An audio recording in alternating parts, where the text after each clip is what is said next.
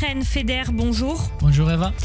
Lundi, le Hamas a diffusé une vidéo. On y voit défiler les photos des 6 otages israéliens assassinés. Puis la jeune Eden Yerushalmi, 24 ans, apparaît à l'écran.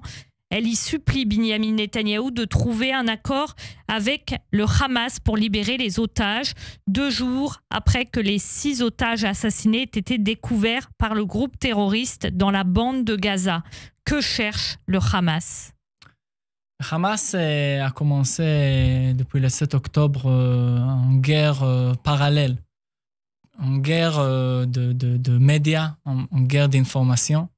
Ils ont commencé avec nier le massacre, de minimiser le massacre. Et heureusement, ils ont décidé en même temps de filmer tout ce qu'ils ont fait. Et comme ça, c'était très facile pour nous de le combattre. Mais en même temps, il y a maintenant une autre étape dans laquelle il essaye de reterroriser la population en Israël. Et c'était au début avec ces vidéos de GoPro de terroristes. Et maintenant, c'est avec les dernières vidéos de personnes qui comptent le plus pour nous, qui sont nos otages. Et la dernière vidéo était de Ori Danino. Et son père était ici à Paris il y a quelques mois. C'est vraiment quelque chose de très difficile pour nous à voir, mais en même temps, ça doit nous unir. Justement, Chen Feder, ça doit nous unir. On l'entendait à l'instant avec Pascal Zonshine. Le propos n'est pas de parler de ça ici, mais quelles conséquences ça a, ces diffusions de vidéos du Hamas ? J'espère que le monde occidental peut comprendre, après cette diffusion, l'horreur absolue qui est le Hamas. Et dans l'autre côté, il y a vraiment cette urgence de faire tout ce qu'on peut pour trouver une manière avec laquelle on peut libérer les otages. C'est beaucoup plus compliqué maintenant quand le Hamas a déclaré qu'il va tuer chaque otage quand l'armée est proche de son l'occasion.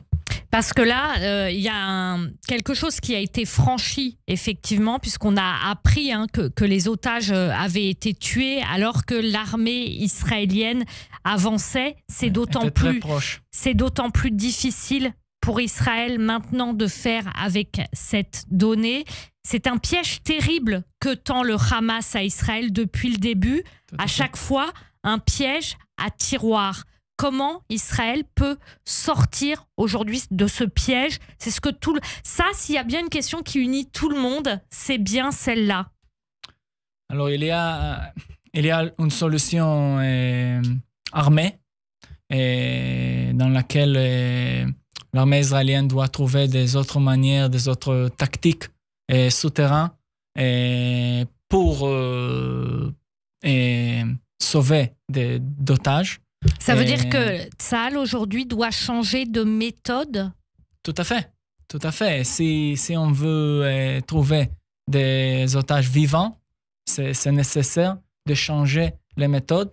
Et c'est quelque chose que l'armée a annoncé déjà, qu'il va réfléchir comment on va continuer avec cet effort quotidien de trouver des otages et les sauver. Et en même temps, il y a toujours cette pression et on doit trouver le soutien international d'un accord.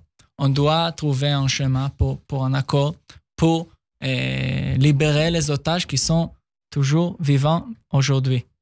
Merci beaucoup, Chen Feder, porte-parole de l'ambassade d'Israël à Paris. On vous retrouve bien sûr la semaine prochaine sur Merci, Radio Eva. J. Merci.